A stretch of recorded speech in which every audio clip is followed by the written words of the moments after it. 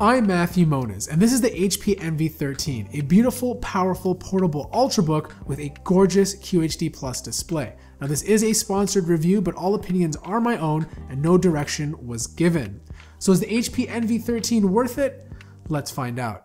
The HP Envy 13 is really attractive with its all-metal design. There's an HP logo in the middle of the lid and rubber feet on the bottom to prevent it from sliding. It weighs 3 pounds and is only 12.9 millimeters thin, which makes it the perfect laptop to travel with.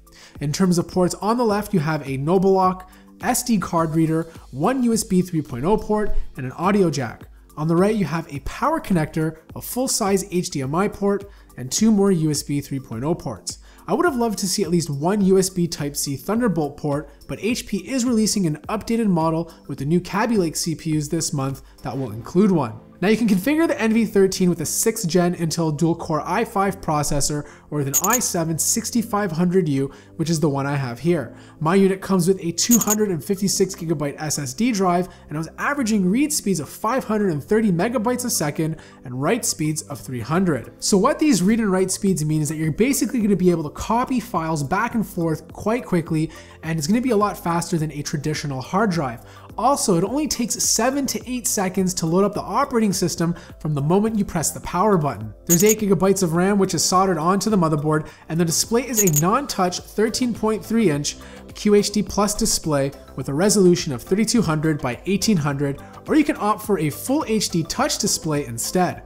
My unit retails for around $800 US or $1,200 Canadian. The display on the Envy is absolutely gorgeous. It's a QHD Plus display, so it's a lot more crisp than the majority of Ultrabooks that use a full HD panel. Also, when you buy a 13-inch laptop, the screen size is pretty small to begin with. So by having a higher resolution display, you're able to fit more applications on your screen by having more screen real estate to work with. The display has an sRGB value of 96%, which means images and video on the net will look really nice, and the Adobe RGB, which has a wider color gamut, sits around 75%. Overall, this is one of the nicer displays I've seen on a 13-inch laptop, and it's perfect for doing work and consuming media. So above the display rests an HD camera. The colors are fine, but there's a lot of noise and grain. It's not the greatest webcam, but to be honest, I haven't tested a laptop this year that actually has a good one.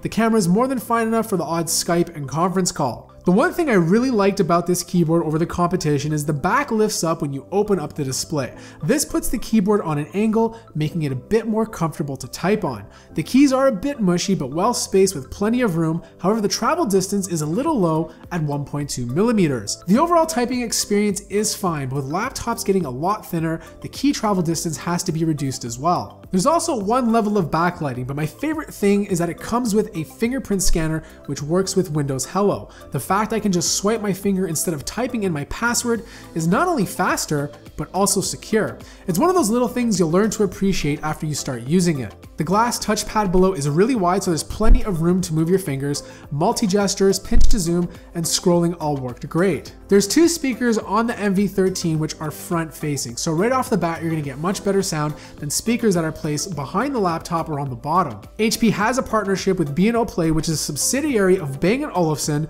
and the highs sounded fantastic with good mids, but I did find the speakers to lack bass. The speakers get loud enough to fill up a small 100 square foot room, which is perfect for watching your favorite movies and listening to music. Alright, so let's talk about the performance. And I've been using this laptop mostly for productivity tasks. So writing scripts, browsing the web, working in Microsoft Office and Google Docs, watching movies, and having tons of tabs open without any issues. This laptop is more than capable of handling any productivity tasks you throw at it. Now, if you're someone who wants to play the latest games, this laptop is not for you. I recommend checking out the HP Omen, as it has a dedicated graphics card and will be able to handle the latest games and possibly edit video. But for those of you that want something portable, light, and powerful enough to get all your productivity tasks done, the HP Envy 13 is more than capable. In terms of heat, I was getting 110 to 115 degrees Fahrenheit on the top of the deck, which is not too bad considering how hard I push these laptops to generate heat.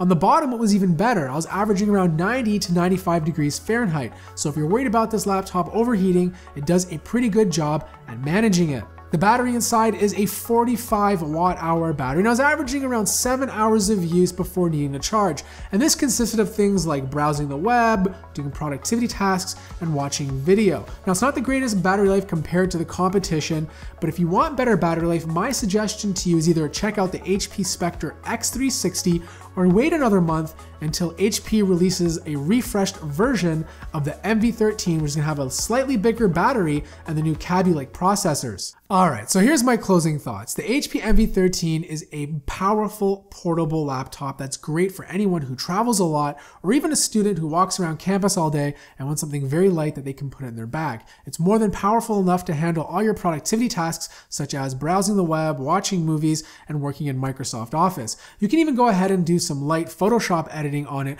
without any issues. Now, the only thing I would have loved to see is a USB Type-C Thunderbolt port, and I would have loved to battery life to be a little bit better. Now, for those of you out there that want that, HP is refreshing this in the next month. It's gonna have the new Kaby Lake CPUs, so you're gonna get a 10% performance increase, you're gonna get that USB Type-C port, and you're gonna get a 50 watt-hour battery, which will improve the overall battery life. Now, for those of you out there who wanna play the latest games or edit video, check out the HP Omen lineup as well. That has a dedicated graphics card and will serve your needs better. So that wraps up my review of the HP MV13. I want you guys to think of it in the comments below. And if you have one already, let me know what you like or dislike about it. I want to thank everyone out there for watching this video. If you're new to the channel, feel free to subscribe. And as always, I will see you in the next video.